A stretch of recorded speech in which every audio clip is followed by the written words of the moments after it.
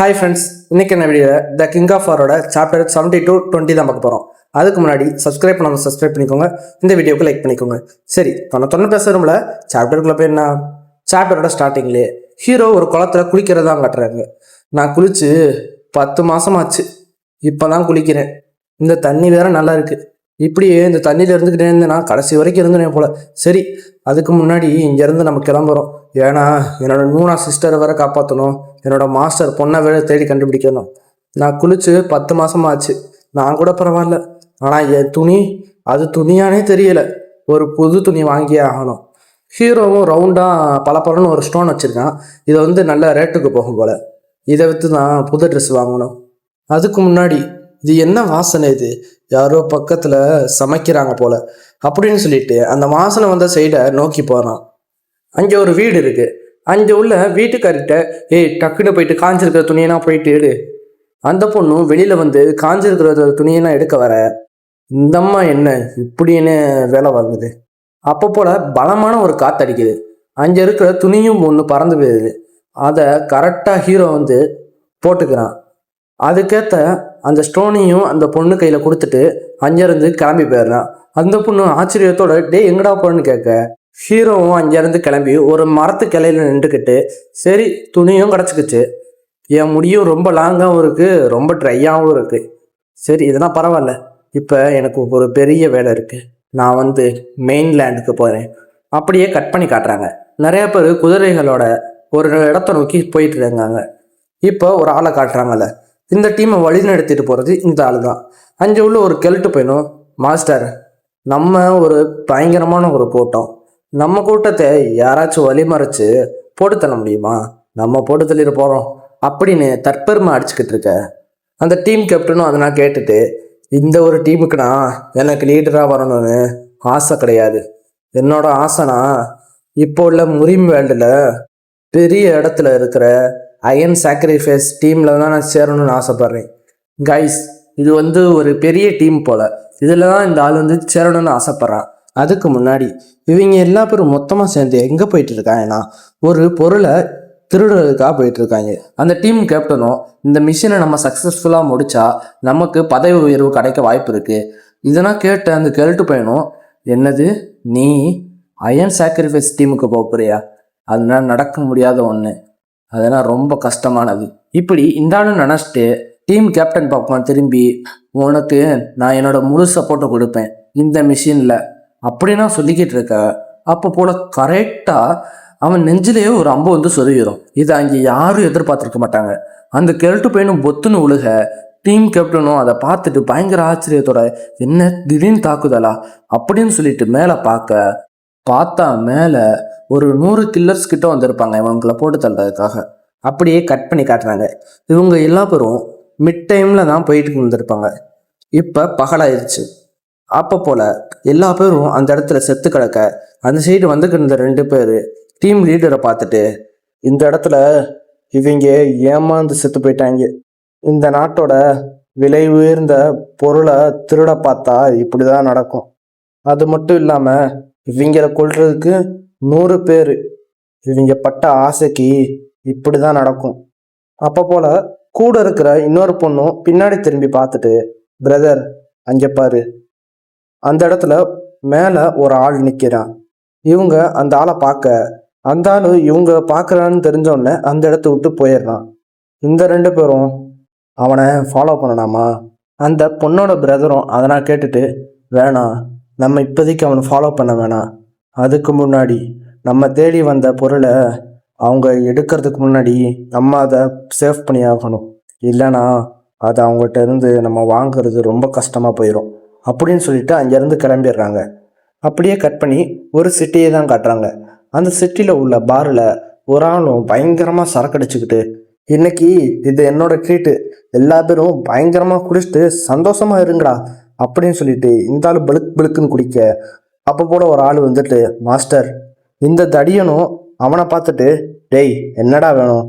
Master, நீங்கள் எனக்கு பணம் தரணும், மறக்கலைல. அந்த தடியனும் அதெல்லாம் கேட்டுட்டு பயங்கரமாக சிரிச்சுட்டு, எப்பா நான் அதை மறக்கவே இல்லை, நாங்கள் இதை திருடுறதுக்கு நீங்கள் தான் பயங்கரமான ஒரு உதவி பண்ணியிருக்கீங்க, எங்களுக்கு இடம் கொடுத்து தங்க வச்சுருக்கீங்க, நான் மறக்கவே மாட்டேன், காசு தந்துடுவேன். அந்த ஆளும் அதெல்லாம் கேட்டுட்டு சரி நான் உங்களை நம்புகிறேன். இந்த சைடு இந்த கடையோட ஓனரும் இவங்க பண்ணுறத பார்த்துட்டு பயங்கர பயத்தோட ஒரு ஓரத்தில் உக்காந்துக்கிட்டு இருப்பாப்புல. அப்போ போல் அந்த இடத்துக்கு ஒரு புதுசாக ஒரு கேரக்டர் வரான். இவனோட பேர் தான் ஸ்டீல் மார்க்ஸ். இவன் இந்த சிட்டியோட பயங்கர ஃபேமஸான ஒரு ஆள். அங்கே உள்ள குண்டனும் அவனை பார்த்துட்டு பயங்கர ஆச்சரியத்தோட பார்த்துக்கிட்டு இருக்க. அங்கே வந்து ஸ்டீல் மாஸ்க்கும் ஒரு இடத்துல போயிட்டு உட்காடுறான். அங்கே வேலை பார்க்குற அந்த ஆள் வந்துட்டு இந்த இடம் வந்து இப்போதைக்கு ஃபுல்லு, நீங்கள் வந்து இப்போதைக்கு இங்கேருந்து கிளம்புறீங்களா? அதெல்லாம் கேட்ட அந்த ஸ்டீல் மாஸ்க்கு பயங்கரமாக சத்தம் போட்டு இந்த இடத்தோட உரிமையாளர் யார், நான் ஒருத்தன் வந்திருக்கேன், எனக்கு தண்ணி கூட இங்கே வைக்கல அப்படின்னு பயங்கர கோவத்தோட கத்த. அப்போ போல் ஒரு ஆள் ஓடி வந்துட்டு இந்த இருக்க இந்த கடையோட உரிமையாளர், இந்தாங்க தண்ணி குடிங்க. அப்போ போல் அந்த இடத்துக்கு ஒரு ஆள் வந்துட்டு என்ன இந்த ஸ்டீல் மாஸ்க்கு இப்படி தான் நீங்கள் மரியாதை தருவீங்களா, இவர் எவ்வளோ பெரிய ஆள் அப்படின்னு சொல்லிட்டு 2 பேர் வராங்க. இவங்கள நம்ம ஏற்கனவே பார்த்துருப்போம். அப்போ ஒரு ஸ்கோடுக்குள்ளே மட்டையை கிடப்பாங்க, அதை பார்த்துட்டு வந்திருப்பாங்க பார்த்தீங்களா அந்த ஆளுங்க.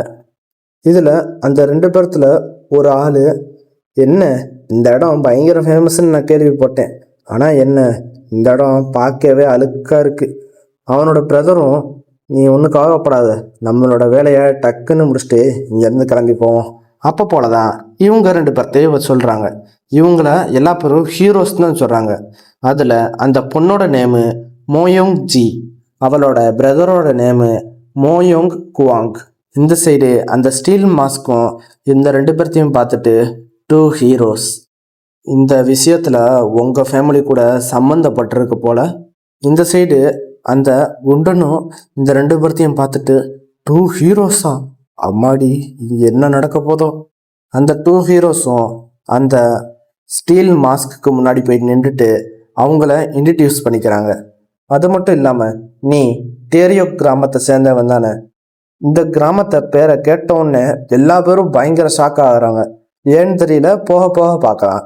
இதெல்லாம் கேட்ட அந்த ஸ்டீல் மாஸ்க்கு பின்னாடி திரும்பிட்டு அந்த 2 பேர்த்திட்ட டேரியோ கிராமமும் மோயோங் குடும்பமும் ஒருபோதும் சண்டை போட்டதே கிடையாது. 2 பேர்த்துக்கும் சண்டை போடணும்னு தோணுச்சுன்னா அதை எப்பயும் தடுக்குன்னு தான் அவங்க நினைப்பாங்க. உங்களுக்கு எப்படி அப்படின்னு சொல்ல கைஸ், ஆனால் இவன் சொன்ன கிராமத்தோட ஆள் வந்து இவன் தான்.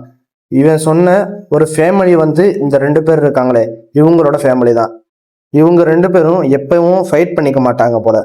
அதை சொல்லி காமிச்சிட்டு நீங்கள் வந்து ஃபைட் பண்ண வரீங்களா இல்லைனா வரலையா அப்படின்னு கேட்குறான். இதை கேட்ட அந்த 2 பேரும் எங்களுடைய மோயோங்கு குடும்பம் பணிவோட கேட்டால் நீங்கள் அந்த ஃபைட்டை ஏற்றுக்குவீங்களா? என்ன ஒரு முட்டாத்தனமான ஒரு கேள்வி. அதுக்கு முன்னாடி நீங்கள் 2 பேரும் மோயோங்கு குடும்பத்தை சேர்ந்தவங்க. அது பயங்கர பெருமை மிக்க ஒரு ஃபேமிலி. அந்த ஃபேமிலியில இருந்து நீங்கள் 2 பேரும் ஒரு பொருளை திருடுறதற்காக இங்கே வந்திருக்கீங்க.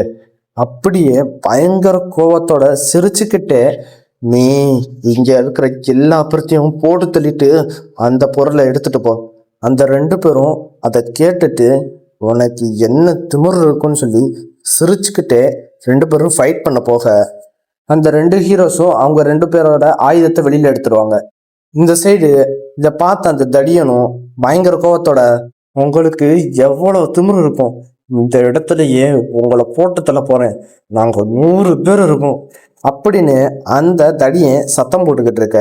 அப்போ போல் கரெக்டாக நம்ம ஹீரோவும் என்ட்ரி கொடுக்குறான். இந்த சிட்டிலேயே இந்த இடம் தான் தங்குறதுக்கு சூப்பராக இருக்குன்னு கேள்விப்பட்டேன் அப்படின்னு நம்ம ஹீரோ நடுவில் நடந்து வந்துக்கிட்டு இருக்க. அந்த 2 பிரதர் அண்ட் சிஸ்டரும் ஹீரோ வந்ததை சென்ஸ் பண்ணியிருக்கவே முடியாது. ஆச்சரியத்தோட பார்த்துக்கிட்டு இருக்க. ஹீரோவும் நடுவில் போயிட்டு இருப்பான். இதை பார்த்த அந்த ஸ்டீல் மாஸ்க்கு பயங்கர ஆச்சரியத்தோட அந்த 2 ஹீரோஸ்க்கு நடுவில் இவன் அசால்ட்டாக நடந்து வரானே. ஹீரோவும் இங்கே நடக்கிறதெல்லாம் பார்த்துட்டு என்ன ரொம்பவே சத்தம் போட்டுக்கிட்டு இருக்கீங்க, ஏன் ஏதாச்சும் ஒன்று நான் வந்து ஊடகம் வந்து பண்ணிட்டேன்னா? அப்படியே அந்த ஸ்டீல் மாஸ்க்கு கிட்ட நீ என்ன பண்ண போறேன்னு எனக்கு தெரியும், உன்னை நான் டிஸ்டர்ப் பண்ண மாட்டேன். ஹீரோ பண்ணுறதை பார்த்து அந்த 3 பேரும் ஆச்சரியத்தோட இருக்க. இந்த சைடு ஹீரோவும் இவங்களெல்லாம் கண்டுக்காம சேரில் உட்காந்துட்டு எப்பா எனக்கு பசிக்குதுப்பா, முதல்ல எனக்கு சாப்பாடு போடுங்கப்பா. அந்த பாரோட ஓனரும் தம்பி நீ நல்ல பையன் மாதிரி தெரியுற, இங்கேருந்து கிளம்பி போயிருப்பா, அப்படியே இந்த சைடு இந்த ரெண்டு பேரும் அதெல்லாம் கண்டுக்காம ஃபைட் பண்ண ஆரம்பிச்சிருவாங்க. ஸ்டீல் மாஸ்க்கும் அங்கே இருக்கிற பொண்ணை முதல்ல தாக்க போகிறான். ஏன்னா அந்த பொண்ணு ஹீரோவே பார்த்துக்கிட்டு இருந்திருப்பா. இதுதான் சான்ஸ்ன்னு சொல்லிட்டு அந்த பொண்ணை தாக்க போக அவளோட பிரதரும் இதை பார்த்துட்டு இவனை அடிக்கிறதுக்கு எந்த ஒரு ஓப்பனும் இல்லை அப்படின்னு சொல்லிட்டு அவளை தாக்க வந்த அட்டாக்கை மட்டும் டிஃப்ளெக்ட் பண்ணிடுவான். இந்த சைடு ஸ்டீல் மாஸ்க்கும் பின்னாடி போயிட்டு அவனோட கையை அவனோட ட்ரெஸ்ஸால் ஒரு இரும்பு மாதிரி கவர் பண்ணிக்குவான். அப்போ போல குவாங்கும் அவனோட ஆயுதத்தை வச்சு அட்டாக் பண்ண ஸ்டீல் மாஸ்க்கும் அவனோட கையை வச்சு தடுத்துருவான். அவங்க ரெண்டு பேரும் அவங்களுக்குள்ள மாற்றி மாற்றி பயங்கரமாக அட்டாக் பண்ணிக்கிட்டு இருக்க அப்போ போல ஸ்டீல் மாஸ்க்கும் குவாங்கோட ஆயுதத்தில் குதிச்சு மேலே போயிட்டு உக்காந்துருவான். இதை பார்த்த குவாங்கும், ஏய் நீ ஒரு பயந்து போன முயல் மாதிரி ஓடிக்கிட்டு இருக்க. இதை கேட்ட ஸ்டீல் மாஸ்க்கும், தம்பி நீ நல்லாவே காமெடி பண்ற, ஆனா நீ நல்லாவே ஃபைட்டிங் டெக்னிக்னா கற்று வச்சிருக்க. இதனால தான் உங்கள் ஃபேமிலியை ஒரு வலுவான ஃபேமிலின்னு சொல்கிறாங்களா அப்படின்னு நக்கலாக கேட்க அப்போ போல தான் தெரியுது குவாங்கோட தொப்பி 2 துண்டா வெட்டிட்டு கீழே விழுகுது. நம்ம ஸ்டீல் மாஸ்க்கும் சும்மா ஒன்றும் மேலே போலங்க, ஒரு அட்டாக் பண்ணிட்டு தான் மேலே போயிருக்கான். அதுவே குவாங்குக்கு இப்போதான் தெரியுது. அதுக்கு முன்னாடி குவாங்கும், நீங்கள் சொன்னதுன்னா கரெக்டு தான், ஆனால் இவ்வளவு திறமை உங்ககிட்ட இருந்தும் டேரியோங் கிராமத்தில் உங்கள் புகழ் இவ்வளவு தானா அப்படின்னு நக்கலா கேட்க அப்போ போல தான் தெரியுது ஸ்டீல் மாஸ்கோட தலையில இருந்து ஒரு துணி துண்டா விழுகும். குவாங்கும் கரெக்டாக பிளேடு போட்டிருக்கான் போல. அப்போ போல குவாங்கோட சிஸ்டரும், பிரதர் நெக்ஸ்ட் நான் என்ன பண்ணேன், நீ அந்த 100 பேர்த்த பார்த்துக்கோ, அதுக்கு முன்னாடி நான் இந்த ஸ்டீல் மாஸ்கோட வாயை கிழிச்சிட்டு வரேன். இதை கேட்ட ஸ்டீல் மாஸ்க்கும் அவரோட சின்ன பையல அப்படின்னு கோவப்பட இந்த சைடு காட்டுறாங்க. மாஸ்டர் இவங்க நினச்சி பார்க்கறத விட பயங்கர ஸ்ட்ராங்காக இருக்காங்க. தடியனும், ஆமாம் இவங்க நினச்சி பார்க்கறத விட பயங்கர ஸ்ட்ராங்காக இருக்காங்க. ஆனால் இதான் நமக்கு கரெக்டான சான்ஸ். அந்த 2 ஹீரோஸும் அந்த ஸ்டீல் மாஸ்க்கு கூட சண்டை போட்டுக்கிட்டு இருக்கும்போது இந்த இடத்த விட்டு நம்ம ஓடி போயிடலாம் அப்படின்னு தடியனும் நினைக்க அப்போ போல தடிய மேலே ஒரு அட்டாக் நடக்குது. தடியனும் அதில் ஜஸ்ட் மிஸ்லேருந்து தப்பிச்சிருவான். அந்த அட்டாக்கை பண்ணது அந்த 2 ஹீரோஸில் அதில் இருந்த ஒரு சிஸ்டர் தான். எப்பவும் என்னோட பிரதரு நல்ல ஃபைட்டராக எடுத்துட்டு என்கிட்ட இந்த மாதிரி குப்பைகளை கொடுத்துட்றான். அதுக்கு முன்னாடி நான் உனக்கு ஒரு அறிகுறி கொடுக்குறேன். இங்கேருந்து ஓடணும்னு நீ நினைக்கிறல, அதை அப்படியே குப்பையில் போட்டுரு. ஏன்னா நீ திருடின பொருளை ஒழுங்கு மரியாதையா சொல்லிடு. அப்படி நீ சொன்னேன்னா உன்னைய பலியே இல்லாமல் கொல்லுவேன். அப்படி சொல்ல மாட்டேன்னு பிடிவாதம் பிடிச்சனா உன்னை துடிக்க துடிக்க கொல்லுவேன். அங்கே இருக்கிற தடியனும் அதை நான் கேட்டுட்டு, டேய் எல்லா பேரும் போங்கடா, இவங்கள ஒத்தால கூட உசுரோட விடாங்க, போட்டு தள்ளுங்கடா அப்படின்னு அவனோட 100 சோல்ஜர்ஸ்க்கு ஆர்டர் கொடுக்க அவங்களும் ஃபைட்டிங்குள்ளே இறங்கிடுறாங்க. இதனால் கேட்ட ஸ்டீல் மாஸ்க்கும் அவனோட சோல்ஜர்ஸ்கிட்ட ஆர்டர் கொடுக்குறான். நம்மளை எதிர்க்க வர ஒருத்தனை கூட உசுரோட விடாங்க, எல்லா பேர்த்தையும் போட்டு தள்ளுங்களா. அப்போ போல அவனோட சோல்ஜர்ஸும் கூரையை உடச்சிக்கிட்டு அடிக்க வராங்க. இந்த சோல்ஜர்ஸ் யாருன்னா, நம்ம பார்த்தோம்ல ஒரு டீமு மிட் டைமில் குதிரையில் கூட போயிட்டு இருந்தாங்களா, அந்த ஆளுங்களை போட்டு தள்ளினவங்க, அவங்க தான் இவங்க. அப்படியே இந்த சைடு ஃபைட் நடந்துக்கிட்டு இருக்க ஹீரோவும் இந்த சைடு நூடுல்ஸ் சாப்பிட்டுக்கிட்டு இருப்பான். அங்கே அந்த இடத்தோட ஓனரு ஹீரோவை பார்த்துட்டு, எப்பா தம்பி நீ சாப்பாடு கேட்ட உனக்கு கொடுத்துட்டேன், சாப்பிட்டு இங்கேருந்து கிளம்புப்பா, வர்றதுக்கு முன்னாடியே வேற ஏதாச்சும் ஒரு நல்ல ஹோட்டலாக பார்த்து போயிருக்க வேண்டியது தானே. ஹீரோவும் அதை நான் கேட்டுட்டு, எப்பா நான் சாப்பிட்டு 10 மாசமாச்சு, அதனால தான் இந்த இடத்துல நல்ல ஹோட்டல் எது அப்படின்னு கேட்டு சாப்பிட்றேன். அதை கேட்ட ஹோட்டலோட ஓனரும், எப்பா நீ வர்றதுக்கு இதுதான் நல்ல நேரமாப்பா. ஹீரோவும் பின்னாடி திரும்பி பார்த்துட்டு நடக்கிற ஃபைட்டை பார்க்க, இவங்க ஏன் இப்படி அடிச்சுக்கிறாங்க, இவங்க பேசிக்கிட்டாங்களே ஒரு பொருளை பற்றி, அதுக்காகத்தான் இவங்க இப்படி அடிச்சுக்கிட்டு இருக்காங்களா அப்படின்னு அந்த ஓனருக்கு பார்த்து கேட்க, "அப்பா தம்பி, எனக்கு நான் இதெல்லாம் தெரியாதுப்பா."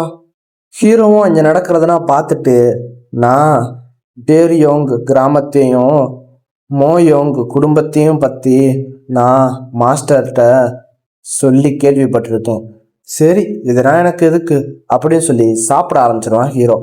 இதை பார்த்த அந்த டூ ஹீரோஸில் உள்ள அந்த சிஸ்டரும், இங்கே என்ன நடக்குது, அவன் அசால்ட்டாக சாப்பிட்டுக்கிட்டு இருக்கான், அப்போனா ஒருவேளை அவன் ஸ்ட்ராங்கான ஆளாக இருப்பானோ, அவனோட கண்கள் ரொம்பவே கூர்மையாக இருக்கு, அவனை பார்க்கும்போது பெரிய இடத்துக்கார மாதிரி தெரியல, ஆனால் ஸ்ட்ராங்கஸ்டாக இருக்கிற ஆள் மாதிரி தான் தெரியலாம், ஆனால் அவனோட பவரும் வெளியில் தெரியல, அப்பனா இவனோட பவரை ஹைடு பண்ணி வச்சிருக்கானா, அப்படிப்பட்ட திறமையான சக்தியமா இவன் கற்று வச்சிருக்கான், இல்லை அப்படி இருக்காது அப்படின்னு பேசிக்கிட்டு இருக்க, அப்போ போல் கரெக்டாக ஒரு ஆள் அவளை அட்டாக் பண்ணுவான். இதை சென்ஸ் பண்ண அவளும் அவனை துண்டாக வெட்டி போட்டுருவான். ஹீரோவை பார்த்துட்டு, ஆ அப்படின்னா இருக்காது, பார்க்கவே ஆள் சின்ன பையன் மாதிரி இருக்கான், இவன் ஒரு மாஸ்டரோட அளவுக்கு பலசாலியா இருக்க வாய்ப்பு இருக்காது, நான் தான் முட்டாள்தனமாக நினச்சிக்கிட்டு இருக்கேன். அப்போ போல் அந்த பொண்ணு ஹீரோவை பார்த்துட்டு, ஏய் உனக்கு சாவணும்னு ஆசை இல்லைன்னா இங்கேருந்து இப்போவே கிளம்பி போ. ஹீரோவும் அதெல்லாம் கேட்டுட்டு, எப்பா நீ அறிவுரை சொன்னதுக்கு ரொம்பவே நன்றி, ஆனால் நான் வாங்கி வச்ச சாப்பாடு இன்னும் கொஞ்சம் இருக்குது, அதை சாப்பிட்டுட்டு கிளம்புறேன்.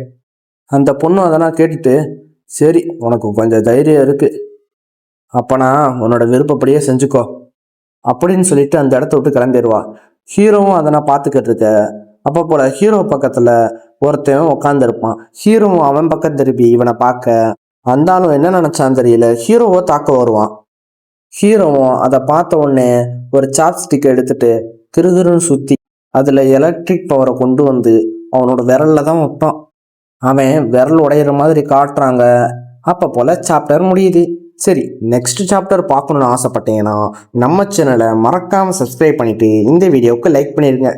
சரி, இதோட இந்த வீடியோ முடிச்சுக்கலாம். Bye guys.